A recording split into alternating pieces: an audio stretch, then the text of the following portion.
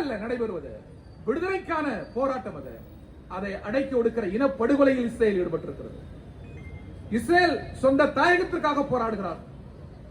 Oslo ஒப்பந்தம், camp David ஒப்பந்தம், பாலஸ்தீனத்தை அங்கீகரிக்க வேண்டும் என்கிற ஒப்பந்தம். அந்த ஒப்பந்தத்தில் மிகுந்த நம்பிக்கையோடு கையெழுத்திட்டார் யாசர் அரபாத்.